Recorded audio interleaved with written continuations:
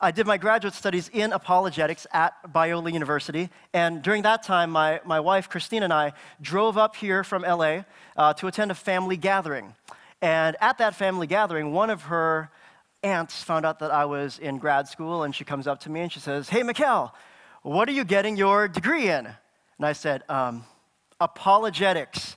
And she said, "I'm so sorry." Well, nowadays, it's interesting, even Christians who come and attend my workshops at different churches will ask me, why does it sound like apologizing? And I get it, this whole field of study has a totally weird name. But an apologetic just means a defense, a defense. If you have a Bible with you, take it out and go to 1 Peter 3:15 with me.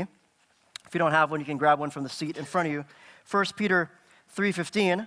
If you have a blue Bible from the seat in front of you, it's page 1016. 1 Peter 3:15, the Apostle Peter commanded Christians to be ready with answers when people ask us about our faith.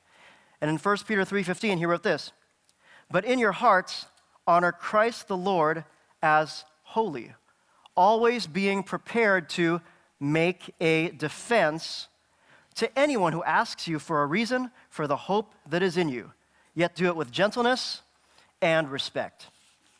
So in 1 Peter 3:15, the word that's translated as defense in the ESV or answer in the NIV is the Greek word apologia. Apologia. And so that's why it kind of sounds like apologizing.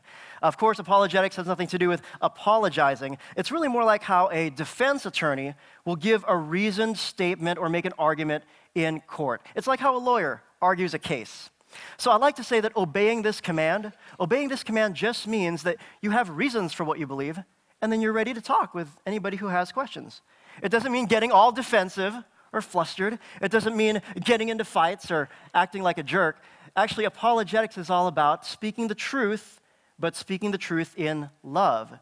Speaking the truth in love to anybody who asks us about the hope that we have in Jesus. You can go to Ephesians 4:14-15, and see speaking the truth in love, that this should be our modus operandi as ambassadors of Jesus in everything that we do. Truthing in love is kind of another way to render that in Ephesians 4. But how does apologetics really help anybody? I mean, does apologetics help me as a Christian? Does apologetics help my non-Christian friends? How does apologetics help people? Well, for us as believers, apologetics can help confirm what we already know.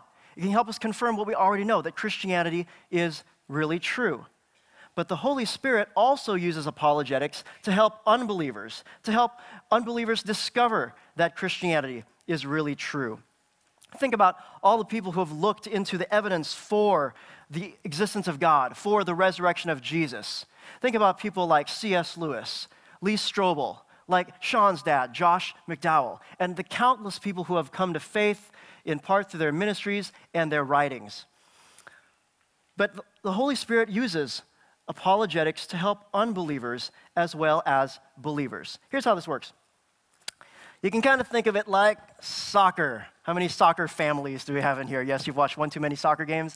You know that in soccer, you have your forwards, and then you have your defenders, right? So you have your forwards and you have your defenders. Well, in apologetics, you can think of the forwards. The forwards will help you remember building a positive case for faith, building a positive case for the existence of God, for the resurrection of Jesus. And sometimes this is called positive apologetics or offensive apologetics. So as in soccer, they say the best defense is a good offense, right? Well, remembering the defenders, the other side, the flip side, will help us remember the defensive, what's called defensive or negative apologetics. And this is where we respond to challenges against the existence of God, challenges like the problem of evil, and naturalistic challenges to the resurrection of Jesus. So just like in soccer, both of these things can work together, your forwards and your defenders. And you're going to see how this works today as we take a look at arguments and evidence for the resurrection of Jesus that's strong enough to build a positive case and defend against challenges just by using the positive evidence.